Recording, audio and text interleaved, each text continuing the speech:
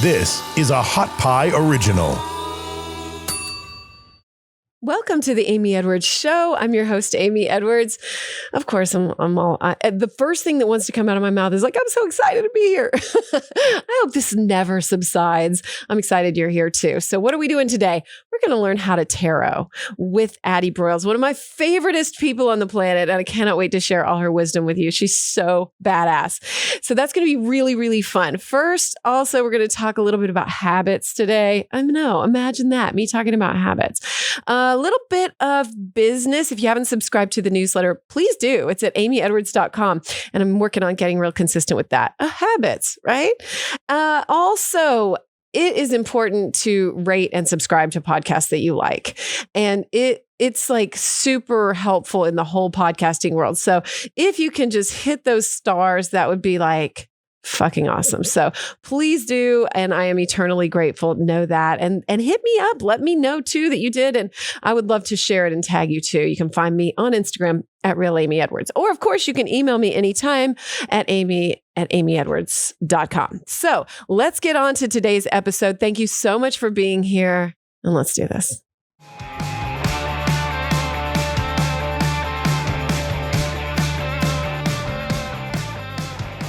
All right, let's get to business before we get to taroting. Welcome. I'm lighting my Palo Santo right now. Getting my head in the game, slowing down, finding my intention. I actually wrote an intention today. I've been trying to get intentional just about my days in general. And that's kind of why we're talking about habits today. Here it was. It's written down right here. How can I expand, grow, and be more of a badass? Just that. How can I expand and grow? And I think because yesterday I did not feel expansive or growthy. I had a moment where I wanted to curl up into a ball. And we all have those days, and that's okay. I was feeling disappointed in myself. I was feeling like, I tell you these things not to like elicit sympathy, but rather to let you know that like, it's okay and it's all normal. And I'm not going to pretend that everything's all perfect. And here's how you do it. And, that feels false. Like, why? I'm here to talk about what's really real and use my voice for it. And then hopefully you're able to use yours more honestly and say, here's what's really going on. And here's my unique voice and my unique perspective. That's what I'm going for anyway. That's what I consider my purpose, right? And I'm going to start adding this to the intros. I want to, because my purpose is to use my voice to help you use yours. And we all end up shinier and transformed in the best way. So anyway, back to using my voice and telling you how I felt.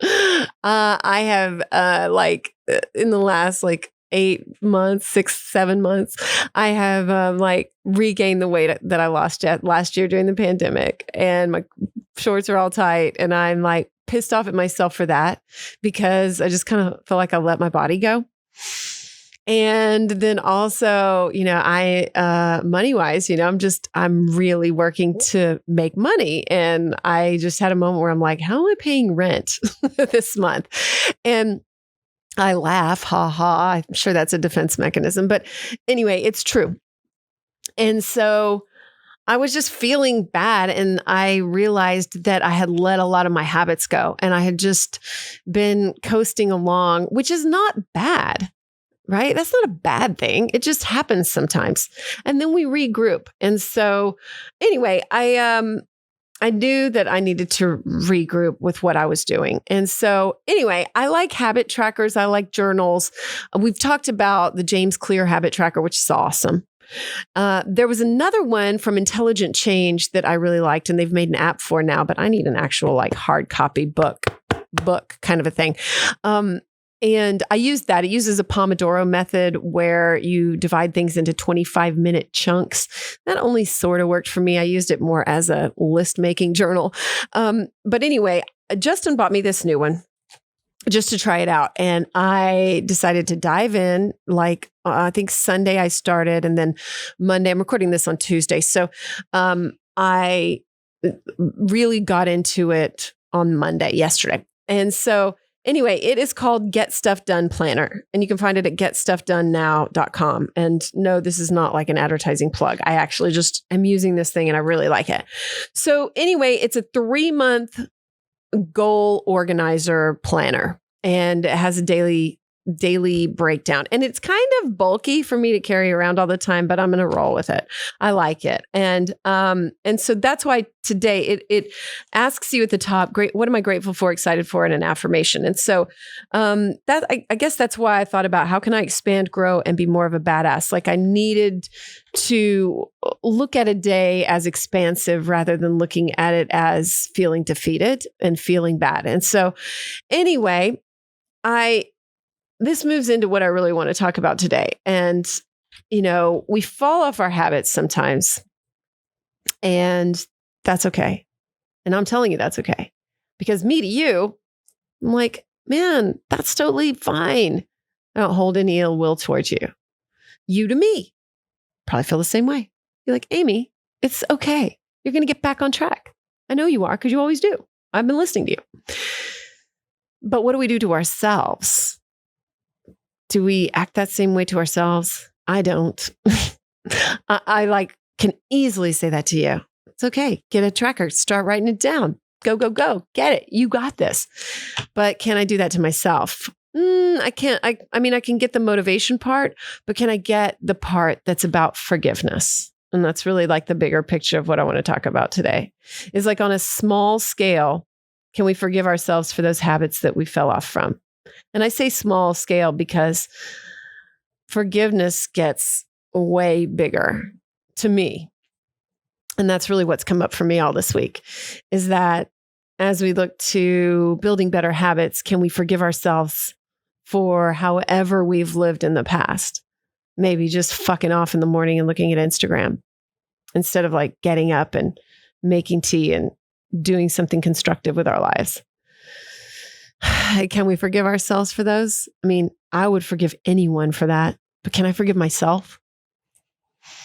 Forgiveness, so many times we look at it like exterior, like, can I forgive that person for the trauma that they caused, or forgive that person for what they've done? And there are some big ways of that, big problems in that. I have women that I know and people I call friends who've lost children to gun violence. Like, how do you find forgiveness for that, right? Those are massively large. But I'm talking about large ones toward ourselves and small ones toward ourselves. So the small ones are about forgiving ourselves for just the little inconsistencies. Like I wanted to get everything done yesterday that was on my list. I didn't, but I decided that was good because I did like 80%. That's really great. And I had to just forgive myself for holding me to such a standard when it doesn't even matter. So those are the smaller scale ones. So where can we find ways to forgive ourselves for just all the little things that we consider shoulds, right? The shoulds of our daily life. And then it goes bigger. And my Instagram live meditation this week, that's every Wednesday at 9 a.m. on Instagram, is about this. It's about forgiving ourselves. And how can we go even bigger with that? And how can we find ways to forgive ourselves for how we've handled money in the past, for cheating on someone? I mean, so many things we want to cringe, push under the rug. I was a thief when I was young. Like, me and my friend, I'm not going to name her name, even though I want to. We don't anymore. We feel terrible about it when we talk about it. But like, I stole all the time. 5-finger discount everywhere. Isn't that terrible? And there wasn't any real good reason for it. We just did it. And I mean, stuff like that, stealing, lying. I was a professional liar when I was a teenager to my parents, not to my friends. I've never really done that. But then, in my marriages, I cheated in both of them. So I guess it's just like, can we find ways, those things that crop up that make us want to cringe? can we just find the acceptance that we give to somebody else? Like, because I don't need to forgive someone else for their infidelity on their spouse, right? So can I find that same compassion for myself? Does that make sense? I hope so. It does to me. I'm just working on forgiving myself. And it came up around money for me, for sure, because I feel like I've got a lot to forgive myself for, of the way that I've handled it, of the way I've buried my head in the sand about it, and then given myself excuses like, well, you're a woman and whatever, that bullshit. Can you believe I just said that? It's true though. And so anyway, that's the message today. Small scale, big scale forgiveness. How can we implement that more in our own lives? And I think just introducing it small with the habits, finding forgiveness around maybe coming into new habits and just not beating ourselves up for that. Because beating ourselves up is another way of not forgiving ourselves, for sure. So forgive yourself. Go easy. Forgive yourself. And I don't know, maybe you build some habits in the process. Sorry, not progress. You will make progress, but in the process, can you maybe check back in with your habits like I am? Just take a check-in, just take an inventory and see maybe where you would like to just up it a little bit. All right. So let's get to today's episode. I am so excited to share with you my wonderful, beautiful friend, Addie Broyles. She is going to talk to us all about tarot. She's been studying this for quite some time. And I have loved that she has been studying this because when she studies something, she is thorough as hell. And it is so much fun. She's been a writer for a long time in Austin. She's a community builder. She's the founder of the Austin Food Blogger Alliance. She's a mom of 2 boys. And she writes about parenting, travel, healing. Dude, she's a master at healing. I think in my old show, Rock Your Life, we did boundaries. And she taught me so much about boundaries as I was learning to date. She's also got a Substack, which is called the Feminist Kitchen. And she launched a brand new Instagram called Don't Fear the Death Card. So that's a tarot card reading service that specializes in using tarot cards for team building, grief work, and codependency, of which she is so well versed in. So you can follow her at Broyles A, BROYLESA on Instagram, or Don't Fear the Death Card to learn more. Or you can sign up for a session, which is very cool, at don'tfearthedeathcard.com. And then she's also got a podcast coming out that you can support too. It's called Class Reunion, the podcast, and it's launching this summer. And she's got a Patreon around that at classreunionpodcast.com. And we'll touch on that a little bit too. But mainly, we're here to just take, maybe you're well-versed in tarot. I guarantee you're going to learn from her today. And if you're new to tarot or oracle cards or any of it, well, I know they're 2 different things, but I kind of like work around both of those. So we're going to focus more on tarot today. And I'm so excited because it's been something I've been growing into more and having fun with. And so let's do it today with Addie Broyles. And remember, you can follow her at Don't Fear the Death Card. No, those are relationships too. I gotta let it. Mm-hmm. But this is the codependency stuff that the tarot. So really, my specialization with the tarot is grief and codependency. So right, we can talk about that. No, I already talked about it on my intro too. Good. Like that, your specialty is grief and codependency. So obviously, I mean, we're recording right now, so we make sure we're lined up. So obviously, I've had some codependency come up in my own life. So hey, how do I use? If it's a day that ends in a Y, there's going to be codependency involved. That is so true. I think once you're a codependent, you're always a codependent. And I think it's a beautiful thing to just... Really? There's no getting out of it? I mean, it's just like being an addict. I guess I just haven't fully understood codependency. Yeah. Like I had to seriously, when he was like, you're being codependent, I was like, I had to look it up. And I was like, what does this even mean? Mm-hmm. And then you described it as this managing the space between you and somebody else, right?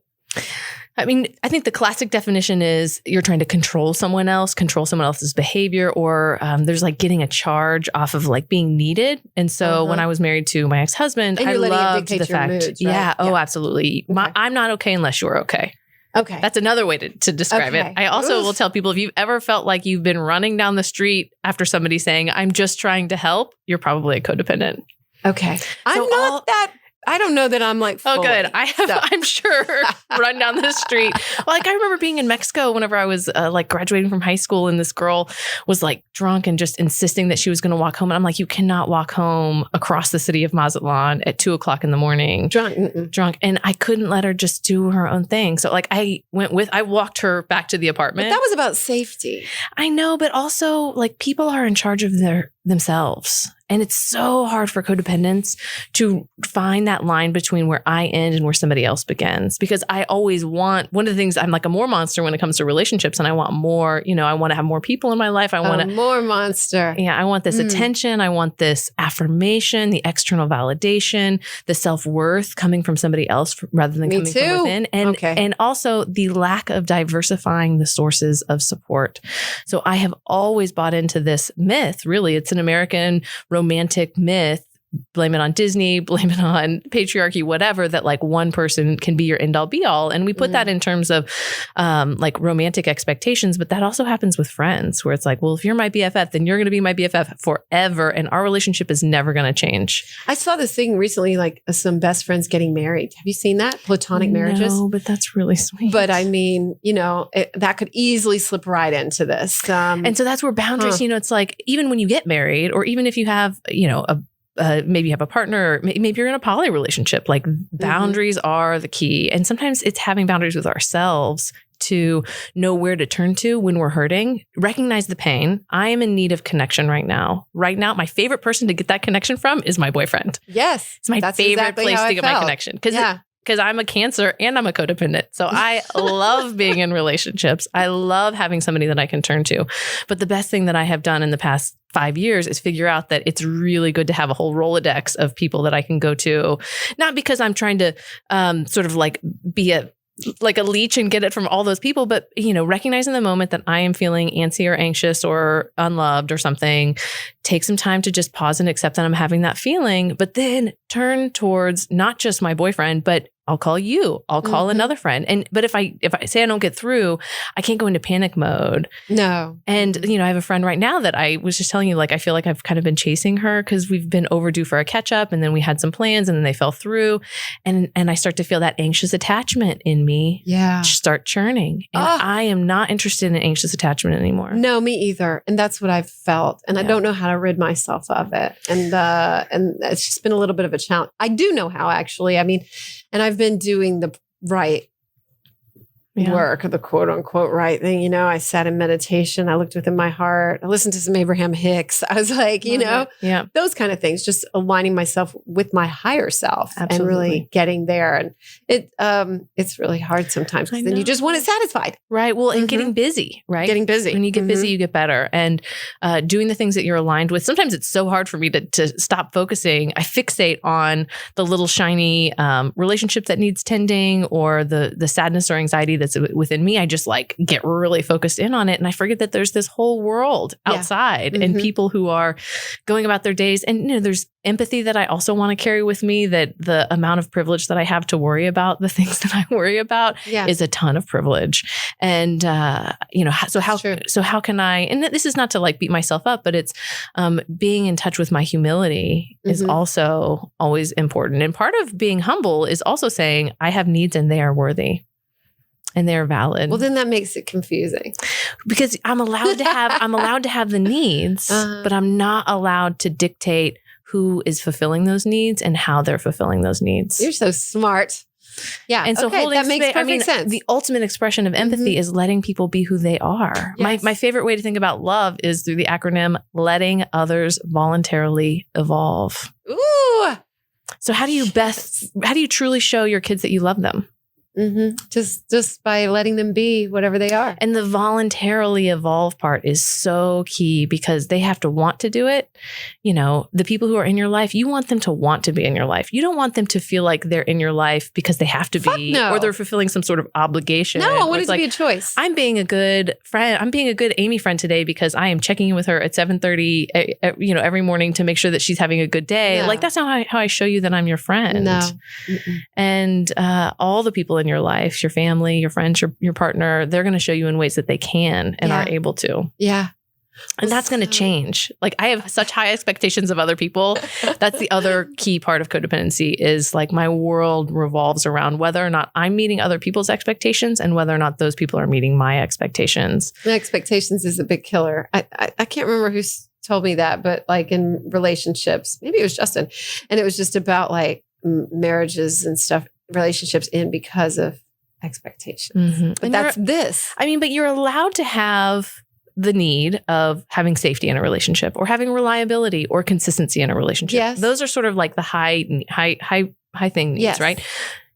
He has shown you in many ways that he is fulfilling those expectations for you. So in a short moment where it's a reactionary thing, where it's like, all of a sudden I'm not getting my needs met, like that can be scary. So it's like, oh, maybe then it's like the little thread that starts to unravel everything. Well, maybe I have been misunderstanding this entire relationship, and maybe I haven't communicated myself well, and maybe I'm not worth loving at all. And maybe, and so that one tiny thread of expectation that you wanted what you wanted in that moment, and you didn't get it when you wanted it, that started to unravel this beautiful sweater that you've been knitting, and that sweater is still there. I mean, that metaphor is not great because it implies that you can't. Like, am I, it's not going to take you 6 years, 16 years, however, you've been on your own personal liberation journey for so long. Yeah. You're not starting from scratch on that because you have a rough day, right? Or bump into that wall of expectation, but. Right. Well, let's talk tarot with this. I know. Thanks for letting me sort of do a primer on codependency with you. I'm glad we did. Well, it was coming up in my own life. So it was like, perfect. Maybe that's why it happened, Addie. Trust the divine. We are divinely led at all times. That's right. We are. Maybe it was for that. It was for my own learning. So, but listen, but this happens all the time. So just earlier we're recording at the Statesman where I also work. I have been a food writer here for a long time. And I was at my desk and I was thinking about my dad. I was wearing a workout t-shirt of his today whenever I went on a run. And it was amazing because I didn't think that I was in grief today. Or I didn't think that grief was sort of at the surface of my day. Oh my gosh. I started thinking about it and just one step to the other step, 2 seconds later, I'm just like crying and I'm having this moment where I'm so grateful to be reminded of my dad. He died a couple of years ago. Yes. And to not shy away from that tough feeling. That's right. I was meant to have that moment today. Maybe even when I consciously chose to put his shirt on today, when I got ready for my workout, I was inviting those feelings and those emotions and that connection with him and that memory with him. That's really sweet. And so just trusting that too was supposed to happen today. Yeah. And that we're talking about tarot, where grief and codependency are the things that I turn to my tarot deck to help me, I don't want to say get through, but work with in all areas of my life. Yeah. And what a surprise that tarot happened to be the tool that the divine brought to me. You're so good at it because we started talking about it just on Austin 360 Radio a while back. Yeah. And your knowledge of it was already so like deep and vast. And so I'm so excited to see what we learned today. And you brought a deck. I did bring a deck. So, okay. So, let me tell you. So the transition is I started learning about tarot from a podcast. Good. Keep talking for a second. Make sure I'm my own board op today. So yeah. Go check. Sorry. I know. What's our intention? What is our intention? I think just to have to share things that seem intimidating to people and can just be easy tools, right? We don't have to overthink, we can have this vast array of wonderful tools. And so my intention was just to lift that up and just not be afraid. I like that you say, don't fear the death card, because I do. And I see you've got, I think, Wild Unknown there. And I was in a phase where I was pulling a card from that every day. And I stopped. I got an oracle deck that was all happy, because sometimes I would get these ones with like a bull, with like fucking swords in his eyes. And I was like, I can't take it right now. And so it can be intense. It is intense. And so I like the death card in that, though, with the little goat with the little hooves, I think he has, or something. But some of them are just dark. And I found myself not liking it. I'm wanting to reject what I was being told in those moments. So I like that you're doing that, just so we can all maybe figure out what to take away. Absolutely. And I don't know, that's my intention. Yeah. It's a little long. I was thinking about this yesterday, though, thinking about coming in here today. And I almost set my intention last night for you and us, which is to meet you in this space that you so consciously carve out for your guests. I love that. Every time I'm in your presence, the awareness and the presence is so strong and it's so beautiful. And it's just an honor to come in here and do that. And I want to meet you there. You're about to make me cry. Really one of my intentions with my tarot practice is to meet my clients in that space and to carve out, we just do 30-minute readings. It's not like the full on hour and a half, like big 15 card That's kind of nice. It's just something digestible. Absolutely. Because I've gotten big readings too, where I can't fully digest the whole thing. It's too much information. You almost just want to, it's like a quarter of it could be a whole day or week's worth of medicine for you. That's plenty for me to think about. Worth of medicine. That's right. So this is all medicine. I don't think there are any bad cards. I think they're all medicine. And sometimes the medicine is a little spicy or tangy or tart or sour, just like in our day-to-day lives. Like, nobody signs up. Nobody wants to have death or loss in their lives. But you know what? It ends up being medicine that helps us in the long run. So, and those can be put into way different contexts than literal. It's not like someone's dying today. Never. It's about, perhaps the death of something that you need to release. I mean, death is a beautiful thing. It's so crazy to hear myself say these words. I mean, I even recorded a podcast a couple of years ago and the title was Grief is a Beautiful thing. And and I had never thought about grief as being beautiful, but it has always added texture to my life. I had a friend who died when we were just out of college, and that tore me up for all of my 20s. I spent, I think, mourning him and not really knowing what to do with that energy. I also became a mom right at the same time. Mm-hmm. And I quite literally took the grief. I don't think I would have pursued continued the pregnancy if my friend hadn't died. And choosing to become a mom earlier than I thought. You wouldn't have continued your pregnancy if your friend hadn't died. No. Holy shit. There's no way. I was in an unhappy partnership. I was 23. I was a part-time employee at the paper. I had just graduated from college like 6 months earlier. So that death made you not have an abortion? Yeah. Why? I had been told it would be difficult for me to conceive. Right as I was leaving college, I had some, gynecologists be like, yeah, you don't have any periods because your proestrogen is so low. Like you don't ovulate on a regular schedule. Like you're going to need some help whenever you want to have a kid. And I'm like, great. So I'm not going to be too worried about it. And then you get knocked up. 4 months later, I didn't even have a period. I went from having that conversation with my doctor to 4 months later getting pregnant without realizing it. My friend died a couple of months later and I was so consumed in grief. I didn't know I was pregnant until I was 16 weeks along. Whoa. So that was in August of that year, 2006. Wow. Yeah. And so here I was at 16 weeks. See why. It wasn't like life and death. It was like, you just didn't know. I didn't know. And it was also like very literally, I had 2 weeks to decide. There was a cutoff of when I could have an abortion. Yeah, for sure. It was all so new. And I was definitely, ready to do. I mean, I'm so pro-choice and definitely think that people should have the opportunity. I've had an abortion. So good. I mean, I think that it's a wonderful, it's an option that people should have. And I wholeheartedly, well, if they don't have it, they're going to go to extreme measures to get it. Absolutely. And that's what I don't want. Yeah. But yeah. I'm avidly pro-choice. Okay, good. Well, and when I tell this story, I think it's really important to name that because also I chose this path and this is not a righteous, like everyone should have chosen that path. Right. But yeah, my friend dying, it was very much this, that spirit was transitioning and I had something literally inside of me that was growing that I was terrified of, but I also knew somehow deep within me that I had the strength to do it and I would be okay. And it was a huge invitation from the universe that I answered. I answered this call. Mm. And then through that, it totally transformed my life, becoming a parent and so many good things so many things started happening. Some of them were tough, right. We won't label them. Right. A lot went on. Well, and then I ended up all part of the whole.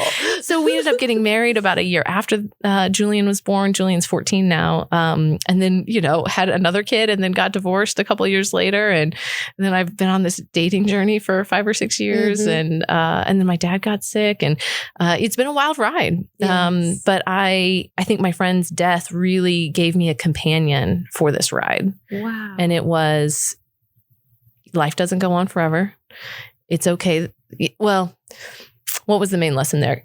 It wasn't that it's okay that people die, because that is still a really hard concept to get when, a early 20s kid gets... My drummer, Yates, just died. We talked about him. Like, I still cannot fucking believe that he's gone. It's like... It's hard to accept it while also not being like, yeah, it's like great that people die young or early, or even when there's, if you got a 95-year-old grandparent who's dying, like, it's not to say that that's not tough, because even if it's the right thing, the next right thing for your life, or the next right thing for that person's life. And also having, again, like having this faith that, I could have doubled down on my distrust of a higher power at that point. Like, why did you take my friend? How dare you? For sure. Give me this unexpected pregnancy. That happened too. Like, his dad died, and he just lost all faith. Oh, well, and it's like, are these things happening to me, or are they happening for me? Right. And so I chose to see that as a happening for me. And boy, man, having that kid, I grew into myself in a way that I never would have imagined. 23. I was such a...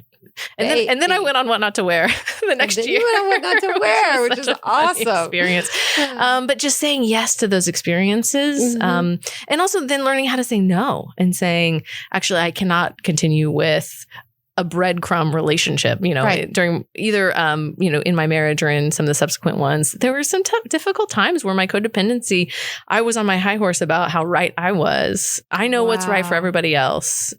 Self-righteousness is my favorite drug. And I just kept running into this brick wall of like, why is the world not just letting me command it? How come I don't just get to orchestrate everything that I want? How come I can't just, tell this person that I love, like, come on, let me just like put these puzzle pieces together for you, and then it'll be great, and we'll have this happy little family, and it'll be exactly what I want. That doesn't leave any room for a higher power or divine when I feel like I'm in control of everything. And so, but it's hard, because it's like, well, what can I control? What are the things that I can show up for myself to do? And it's the self-care practices, finally being willing to explore codependency and figure out what it was that I was bringing to those relationships that were making them unhealthy. I never would have said that I was bringing anything unhealthy to those.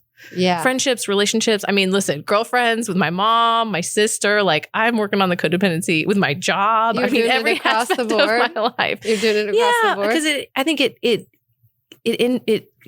is in every part of my life. I mean, I think for most codependents, it's true, because it's how we respond to unexpected changes, how we respond when we are out of control, how we are so quick to react. Yeah. And also we center ourselves in the story. It becomes about like, well, this person isn't doing what I want them to do. They must not like me. I must suck, like whatever, without realizing that like the other person maybe is got a whole bunch of other stuff going on, and they're not thinking twice about what you're thinking about. So I was really good at telling, I'm a storyteller by trade, and I got really good at telling certain stories and then getting really attached to those stories. Yeah. And not kind of with open hands saying, oh, maybe there's another way to look at this. Okay. I know. Totally described me, but right. Yeah. Well, the taking things personally. That's another one. Trying not to. I mean, I actually I know that. I know that. And I have been working on that. I'm pretty good at it. Yeah. I'm pretty good at it, but I haven't been in a serious relationship in a really long time. And you haven't been in this relationship in a really long time. I haven't been in this relationship ever. Yeah. Except for 6 months. So, but it's serious. And so like, it's just learning for me. Well, with my partner now, it has been a huge lesson in being free from the ways that I used to show up in relationships. We have separate homes. I think we really like having separate lives to a certain extent, but yet, when we come together, we are very present with each other. And, but that neediness and the enmeshment is not there, but the commitment and the love and the desire is thriving. Cool. Because of that space. That's what I think is the biggest lesson, is that, when I get just a little bit, usually, if you were to ask me, like, I want the sandwich, I want to be with you and touching you and like in your business all day long. That was what makes me happy, or that's what previously made me happy. And now I can see that, man, when both parties are moving and doing their things and they come together and then they go and do their things and they it's like, this is really a powerful, it's a generative, liberating way to be in a relationship. Yes. And I am rather than fully, let's do this. I am pretty much there and on board with that, but I certainly had a moment this week. It's okay. And the self-love the self-love and your vulnerability that you show by talking about this stuff, you are helping so many of your listeners and so many of the people who follow you. I hope so, because I'm constantly just trying to say like in my intro, I talked a lot about self-forgiveness as far as like our own habits. And when we feel like we failed ourselves and we're pissed off at ourselves and you're holding yourself to this standard, just allowing some grace toward yourself. And I think that's what my meditation was on today too, or this week, sorry, on Instagram. So yeah. So let's talk. It's interesting. Tarot. I want to know. Well, it's so funny. What were you going to say? Oh, how quick we can flip from being like, I'm the best person in the world and I do no wrong, to I'm the worst person in the world and nobody loves me. That Brene Brown talks about those both being rooted in shame. One in which we're shaming others and the other in which we're taking that shame on ourselves. Yeah. Oh, shit. Right. I've been listening to her Dare to Lead podcast this past it's week. good. And I haven't listened this week, so. I needed it. The lack of leadership in this world is shocking. Really? Yes. The lack of healthy leadership in this world is appalling. Yeah. When I think about it, I think I've just also been in the corporate world long enough to sort of see how typical mainstream American businesses work and how management structure works. And there's a lot to learn. A lot to change in that I believe space. that. Yeah. I'm gonna check that out. Anyway, so one of the exciting things that I do with tarot, I am going to pull some cards from you. This is wild. So this is actually this is what is this? I misheard you. This is called Tarot of the Holy Spectrum. Ooh, it's pretty. I think I just saw this. Yeah. So they're black matte cards from Chase Voorhees. He is married to Lindsay Mack, who does Tarot for the Wild Soul, that podcast. One of your faves. Love so much. Yes. She was the one who first got me interested in tarot, and I started pulling. People often ask, like, can I buy my own tarot cards? You absolutely can buy your own tarot cards. I agree. Yeah. Yes. It's like a form of self-empowerment. Yes. Just do it. There's all these little myths that people love to impose. I want to look at them for a second too. You flip through there. And the Magician. So one of the things that card that always comes up for me.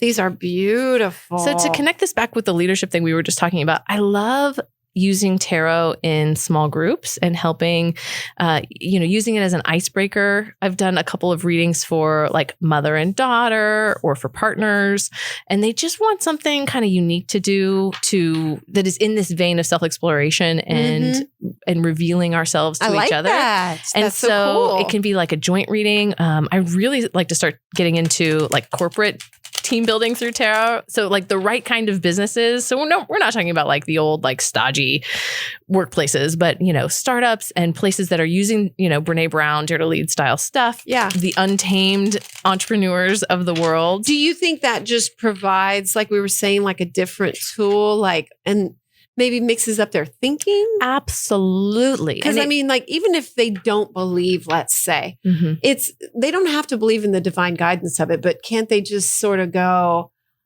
this is a fresh way of looking at that. And maybe it's a tool to just approach it with a whole new way of thinking. It's like improv. It's like how?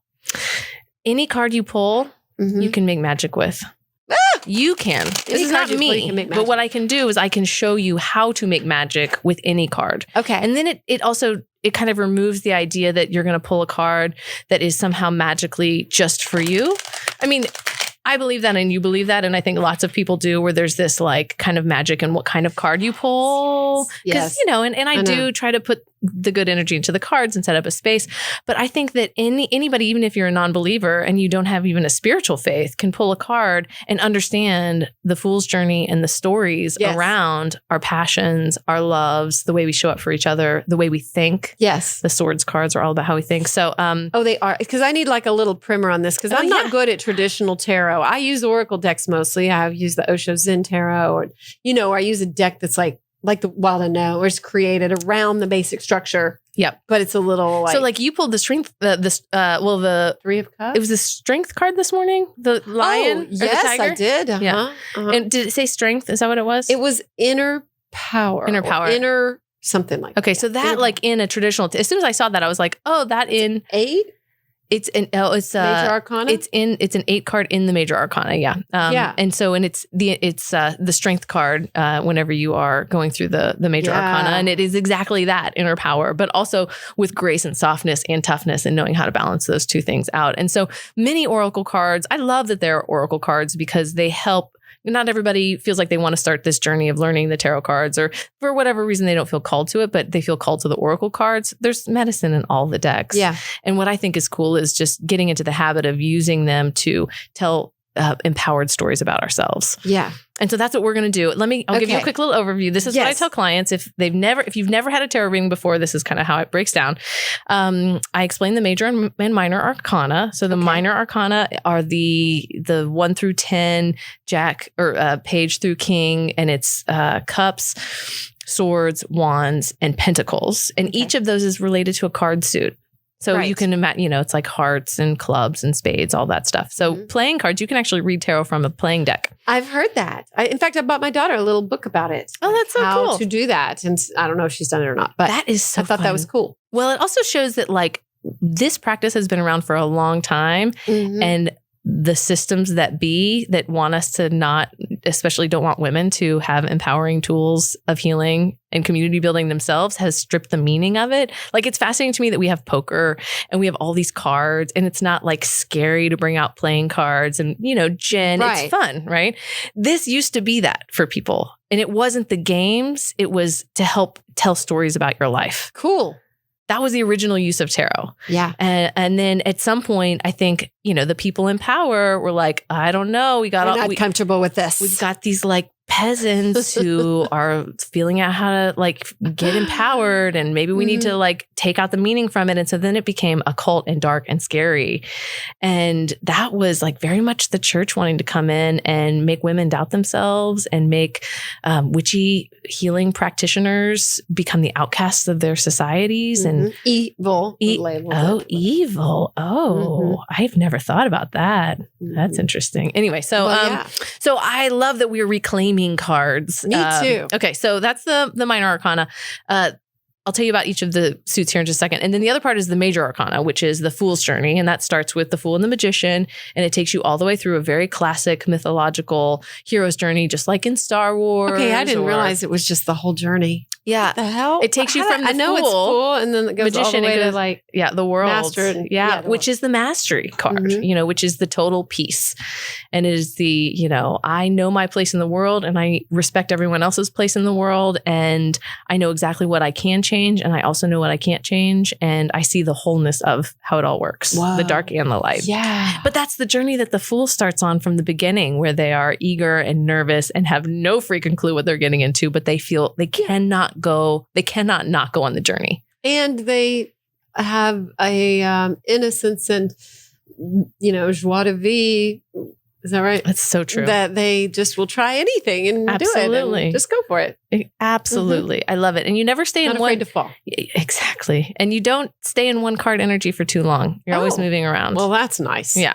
So there are 78 cards total. The Major Arcanas have bigger energy and are sort of almost more about what's going on in your life, big picture.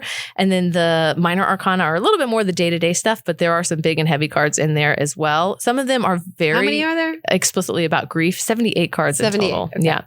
So the Minor Arcana, just to give you a little heads up. So the Cups cards I relate with Kama. So love and pleasure and our connection with other people, how we show affection and emotion. So the Cups cards are sort of that water energy. Okay. The Swords cards are the freedom of the mind. So the gremlins that we have in our heads that tell us we can't do things, comparing with other people. That's making decisions. I think of the story of the Sword of Damocles when he had that worry over, or he got granted his wish, but he constantly had a sword hanging over his head, just waiting for it to drop. And so, that's a way to remember. I hadn't thought about that one. Do you know that story? No, but I love it. That's what's so cool is that the archetypes and the mythology and even the way we represent cups and hearts, this is throughout all cultures and, throughout all time, we have these ideas about what a wand is. So the wands are what's your passion in life? What's the thing that, the thing about the wooden stick, what goes on your inner fire? Yeah. That's how you can remember make things happen. What are you? Yes, what are you exactly. up? So, you made this podcast, you created this podcast out of thin air. kind of. Because you are a magician who creates things that are value Keep talking. that are value aligned for you. You know exactly what your purpose is. You elevate voices of people in your community.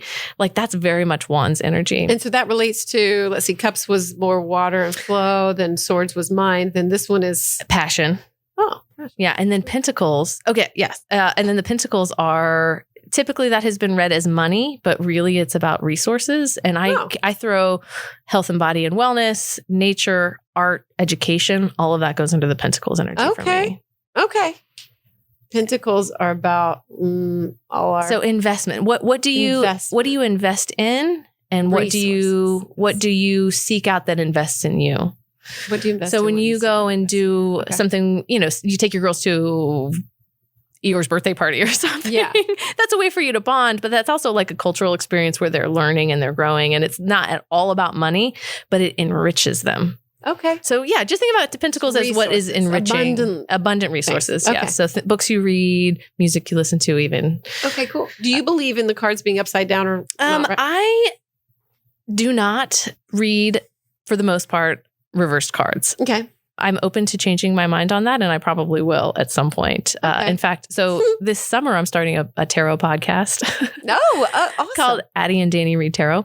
And this is my best friend, Dani, and she is an amazing reversal reader. Wow. So when we pull together, she'll pull for me and I'll pull a reverse, and she will give me a spot on reading with the reversal that I'm just like, you are such a queen. But that's what's so cool is we're teaching each other, and the whole podcast is going to be us learning tarot together and incorporating it into our lives, and really putting a millennial spin on it, like pop culture, and how do we use this in the 21st century and make it really, I think it's a super engaging tool. So cool.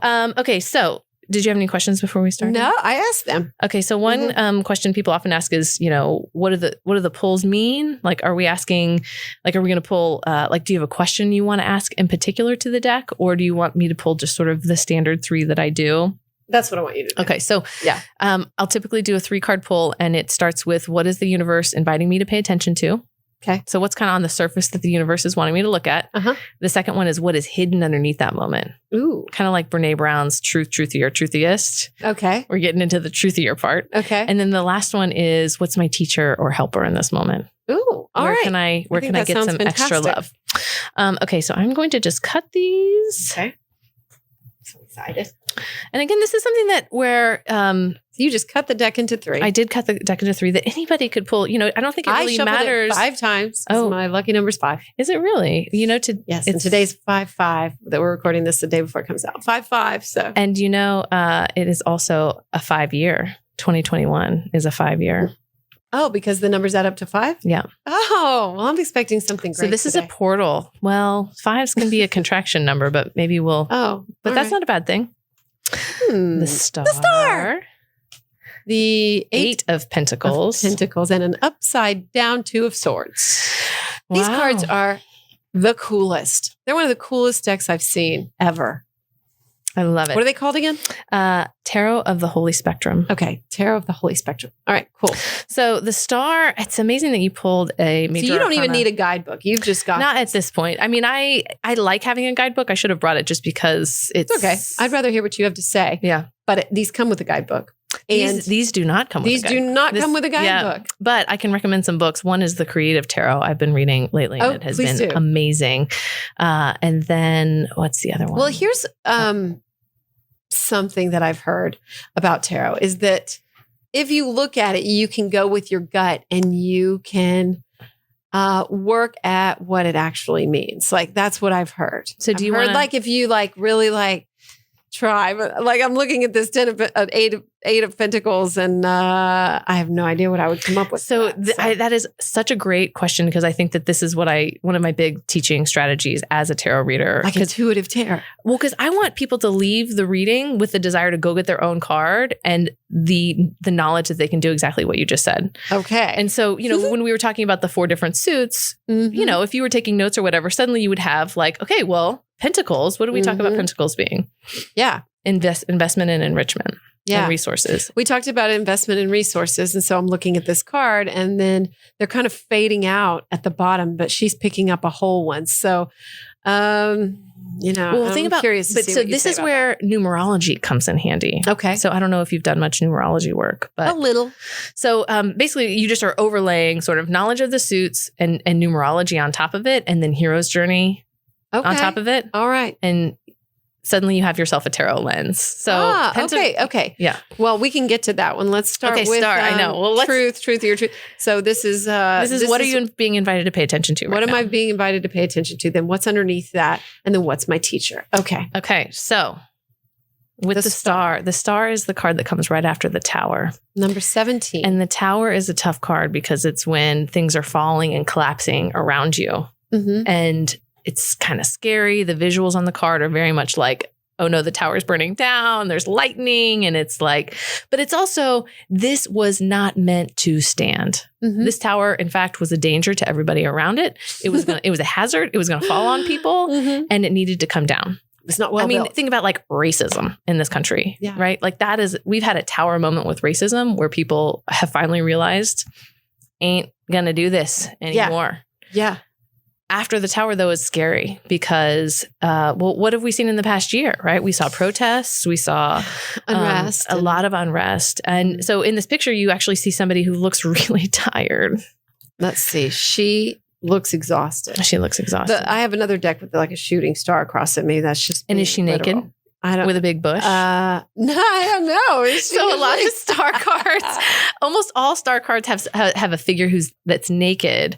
And they have two cups, one that's pouring into the water and one that's pouring into the river next to it. Okay. So there's like real beautiful resourcefulness and like love. And, but this is a card that says like, take a minute and rest and chill because she looks like she's getting a drink of water. We have just been through, and, I don't know, I can't speak for you, but this is the invitation for you to think about, what things have fallen that have no longer served you, and how do you tend yourself in the tender moments just after that sort of realization that, wow, the landscape has changed. The tower has come down. This view looks a little different and I'm a little scared. And I know that there's still more of this healing journey for me to come. The star card is the start of what I believe to be the last few steps of the major arcana journey that get you to the peace. And it's letting go of the things that have crumbled, having faith in the peace and the stillness, like still is still moving to me. Like even in the stillness, there's healing that's happening within your heart and within the world that's around you. And you have access to that water. I mean, so this water can represent so many different things, health, healing, wellness. And that even if it doesn't feel like you have enough in your cup, you do have enough in your cup, but right now you're not being asked to fill anybody else's cup. Right. But we are ever-flowing rivers. We are. You are. There's a vulnerability. Of course, you and your star. Your star. I love stars. Yeah, totally. You had a cute picture on Instagram. I've always really liked stars. So what do you feel when you look at stars? She's got on a little dress with stars on it.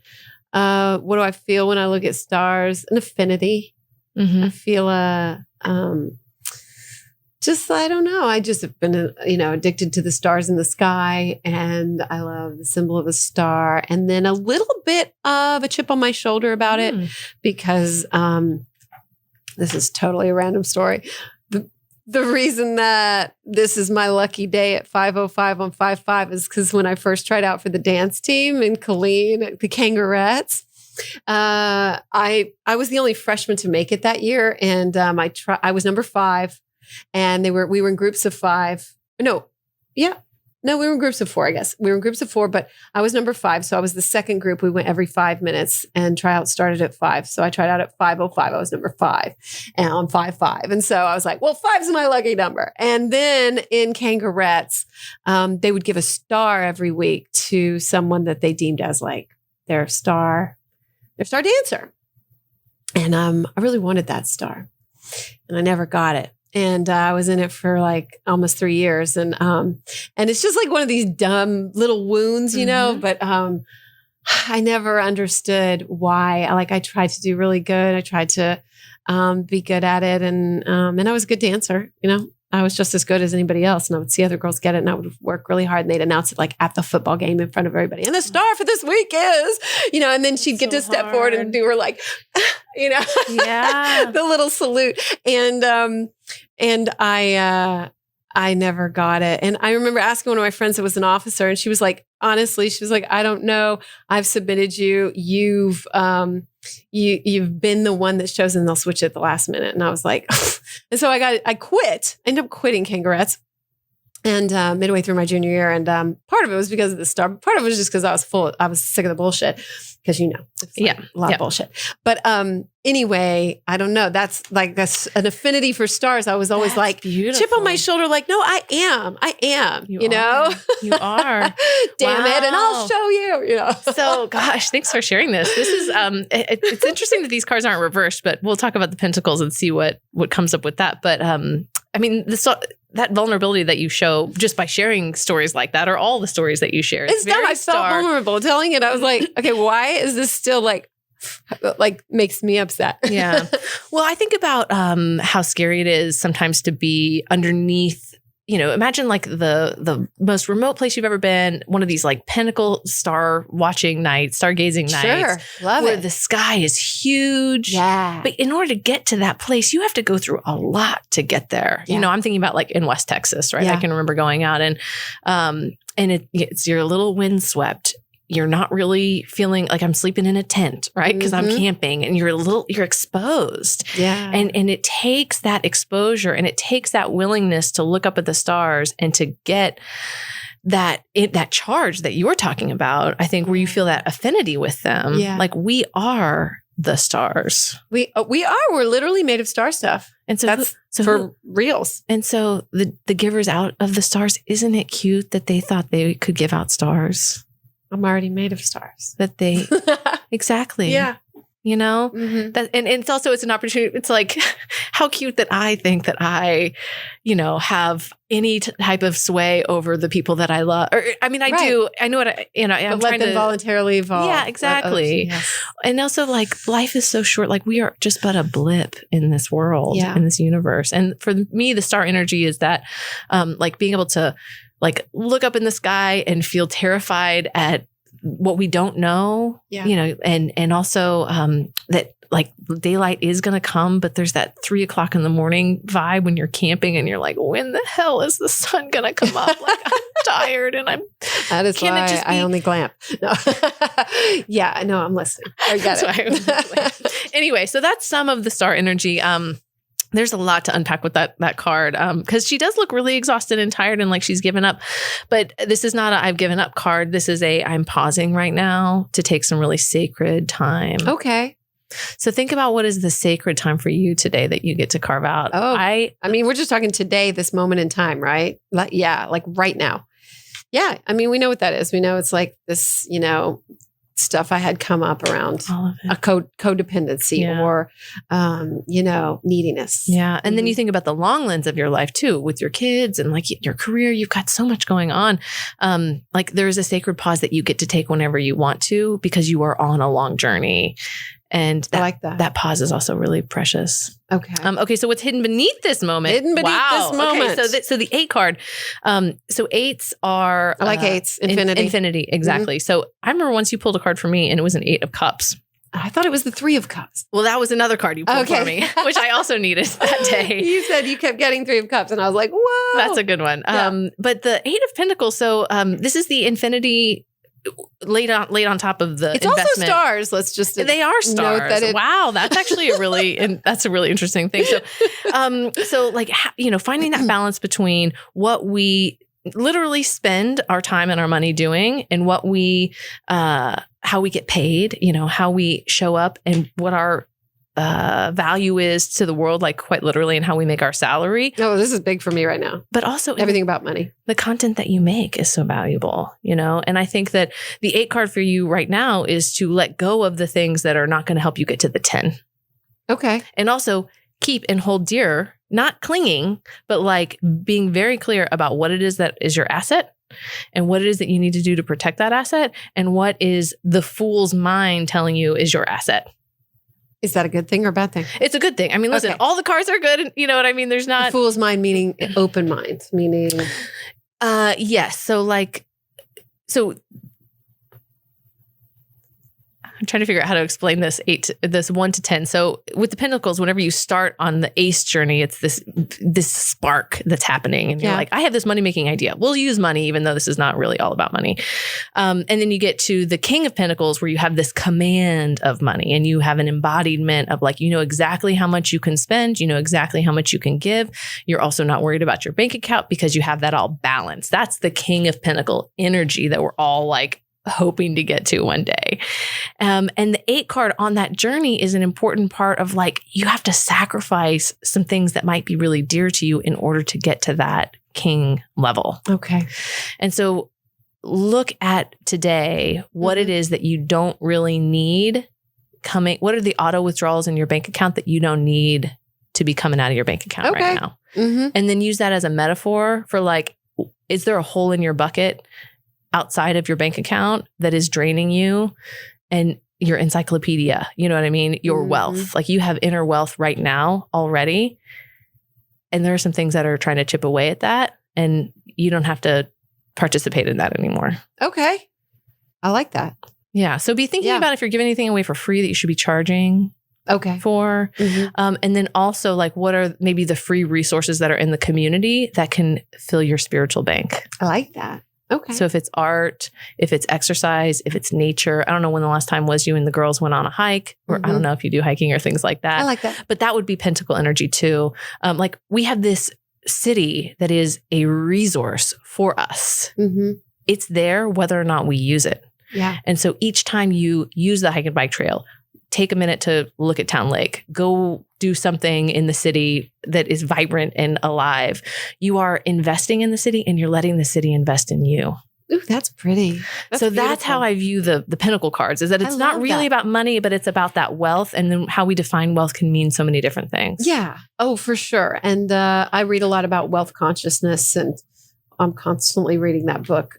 Big Happy Money, Pocket Full of Money. I love that. You gave that to me. I did give it to you. And so I was just reading about wealth consciousness today, and it's like, it's not really about money, but it's about this just being conscious. Like there is no scarcity and there is no, lack, and like just having a full mindset and knowing about this wealth consciousness. And that means not just money, but like you're saying, like our, society, our everything that we've got going on right here, even in wherever you are, even your network of people, there's so many things that have value in your life. Yeah. And so maybe taking a minute today to do an inventory. So this is what's hidden, right? The star energy is maybe what is on the surface. This is so interesting that the star energy would be the surface, and what's hidden underneath it is this, like looking around and having a look at what your resources are, both literally and then also metaphorically. I mean, that's definitely where my mind's been. And maybe like just do some journaling around that. Like, I am wealthy because I have this. Here's what's filling my bank account right now. Love it.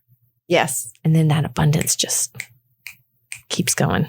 Does it? Okay, great. It does. It really does. It really does. Great. Okay, so what's your helper? This card, you got a sword card. I knew you were going to get a sword card. You did? Yeah. So why did you know that? Well, swords are the thinking cards, and it's the ways that our self-doubt can sabotage our progress that we make in these other areas.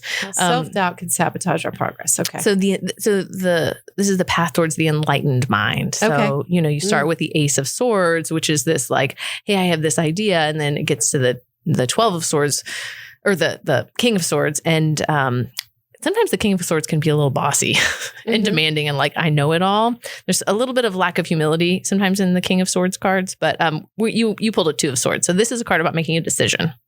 Okay. The figure has a blindfold on, and there's a moon that is in one of its transitional phases. And the figure has 2 swords in his or her hand.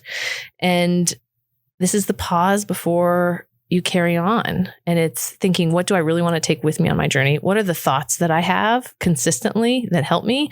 And what are the thoughts that I have consistently that do not serve? I like that. Right. And then you can recognize when that thought that does not serve you is coming up and just say, no, thank you. Right. Cut it off. We don't need it. Yeah. And gosh, you could just go so many ways philosophically with this too, business of like, it maybe that there's a balance. Maybe it's natural that there's a balance between the angel and the devil on your shoulder. Yeah.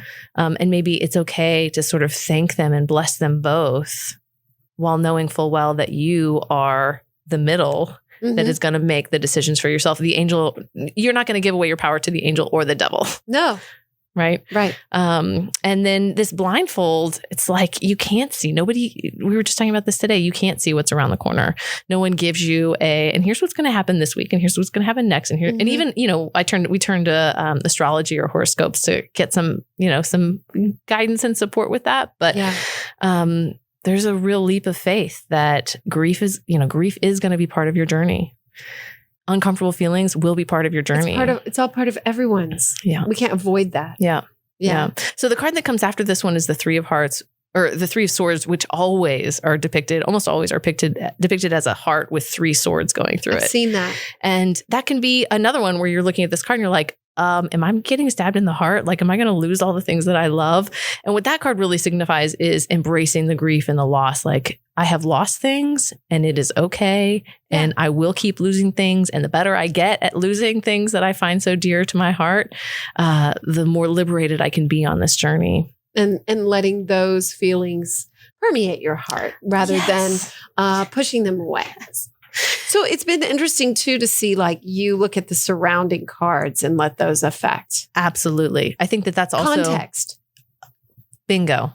And I think that as each of us are on our own journeys with whatever cards or decks that we're using, I think it's important to look at them in context and to not take it and say, oh, well, eight of Pentacles, my book says this is what Eight of Pentacles means. Yeah. It's like you have stuff going on in your life and we have a language that we speak. So I'm taking my brain and I am putting it through this card and our experiences to make meaning. Yeah. And I would hope, I'll take a picture of this and you can take it. And I would hope that you would go back to your house and look at a guidebook and be like, oh, well, this is what this person says star means. And this is what this person says the Eight of Pentacles is. And then you start to make your own concoction of meaning. And because there's not, and don't trust any tarot person who is so black and white about what cards do and don't mean. Because they fluctuate. They're supposed to fluctuate. I think that is what the divine intended them to be used for. Oh yeah. Look at the Death card. The Death card looks like a fetus. So that is interesting. Why would that be? I know, right? Birth, death, the cycle of life. And there's flowers blooming around it. That was my next question was while you were talking, but I was just thinking, like, I wanted to ask, you say don't fear the Death card. And like, right, it's about death and rebirth, I think. And so the other thing about this card is that the figure is surrounded by flowers and is being composted into the soil. Yeah. So anytime something dies, there's still nutrients in whatever it is that are dead. It's too bad we're not buried in a fetal position. You can be. I think I want to be. I had not seen that as a fetal position until you just named that. What? Yeah. What'd you think it was? I just saw it as a skeleton in the dirt. But what I loved, I love this depiction of this card because there are flowers growing up around it, and it's so clear that something is dying. Something has died, but look at all this growth that is thriving because of the nutrients that thing is being composted.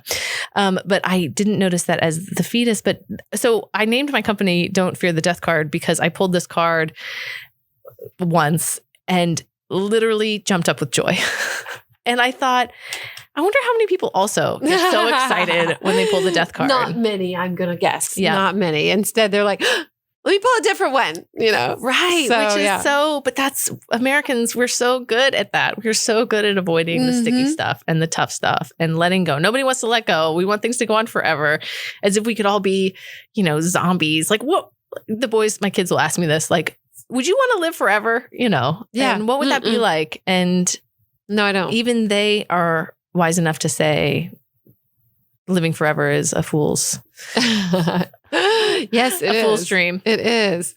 So, all right. Well, so if someone's going to get their deck, what is your beginner advice for them? What is your best advice? So getting started. So getting started. Like for me, browse some which I've already online. Learned a ton. Yes, I've already learned a ton. Good. You can browse decks online, or you can get into tarot on Instagram. There's all kinds of cool tarot accounts that some people have hundreds of decks of tarot. I only have probably 5 or 6. But I'm surprised actually that I have 5 or 6. I thought I thought that you only had one deck. Like the Smith Rider-Waite was like the main deck. That's the kind of the iconic deck that many people have used. But you know, go to Bookwoman, go to one of the local bookstores, support you know, all kinds of artists, especially, you know, women of color, queer tarot practitioners are making decks that are not centering the white experience, which I think is really important. Yeah, I do too. So to have non-binary folks, to have I mean, and also to mix up the whole emperor, empress, like male, women, like knights. Knights do not mean a man is coming into your life to save the day. You know, the knights are, where do you want to move to make the life that you want to have happen? Oh, I like that. Yeah. Yeah. So, I mean, we could have pulled a night card and we could have, you know, also done that. I don't know. So, okay. So find a deck, and I would start checking out books from the library or buying at least one or two good guidebooks. But again, I bought a guidebook last year online that I was like, this is actually not a very good guidebook. I'm so glad this is not my first and only resource for tarot learning. So find some podcasts to listen to. There's a great podcast called Rootlock Tarot, which is run by a gentleman. There are a lot of women in the tarot space, so it's kind of nice to find a dude every now and then.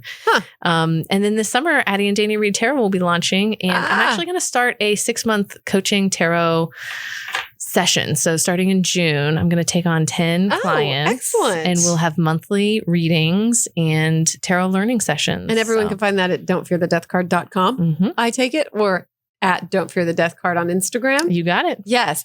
And we might as well just touch on real quick. And I did this in the intro and the outro, but just touch on real quick everything else you got going on. Because I know you got a lot going on. So I have I'm so excited about this journey for you, though, because I've watched it develop, and you know, it's just been really beautiful. I mean, I think that this journey that I'm on kind of started when the radio station opened up here. It did. And it's been a couple years. And that's when I first started reading tarot more seriously. That's when I finally found myself in a non-codependent relationship, which was such a blessing. Yes. To practice those skills. Yes. My kids are getting older and stuff. But tell me you still have flare-ups, though. Absolutely. Absolutely. But I need to know that I'm not alone. You are not alone. But my last piece of unsolicited advice, which is... Oh, it's solicited. Okay, good. There's also the idea that unsolicited advice is criticism. Well. Which I am also really good at as a codependent. Great. Keep surrounding yourself with people who are working on anti-codependency. Okay. And talk about it often. You're and really my only one. And call each other. And I bet you have a tight circle of friends. I bet they are struggling with codependency too. I know a lot of people that are working on this kind of thing. Yeah, actually. Yeah. I do. I'll reach out. But the liberation is just the ripple effect of that liberation from the codependency is palpable, and it's life and it's world changing.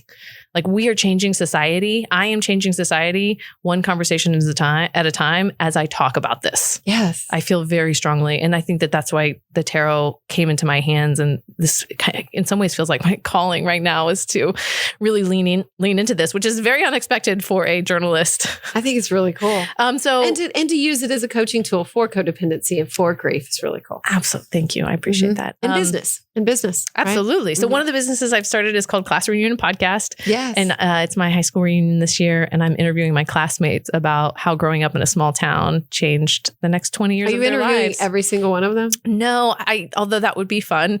And I'm also not, if somebody wants to be interviewed, I'm not going to turn them down. Yeah. But right now the plan is to have 20 episodes, 20 classmates, 20 stories. Cool. The teen mom who became a nurse, the rodeo kid who we have one in ours, a teen mom who became a nurse. Sure. Oh my gosh. Well, the rodeo kid now judges bull riding competitions. Like, one guy runs a coffee shop and there's coaches. There's just the most interesting. It's really a fun project. So that's kind of one of my summer projects. But yeah, the tarot is going to become a big part of my life in the second half of this year. So. That is so cool. Yeah. I'm so happy. And I'm so happy that we got to sit down like right before all this launches. So I would be happy to read with you anytime. It's really good. A joy. Please. Maybe we should do this on Instagram sometime. Yes, for sure. Absolutely. Cool. I think we should. Maybe this week we'll do it since we have this podcast out. So I just want to say a big thank you because I love you so much. Thank you. I love you too. I love what you're doing. Anything else you want to share before we go? Be radical. Be radical. Hell yeah. Let's be radical. You can be radically kind, radically humble, radically loving, gorgeous, radically gorgeous, fun, filled with laughter. Yeah. You know, all that. Or all of the above. And all of it.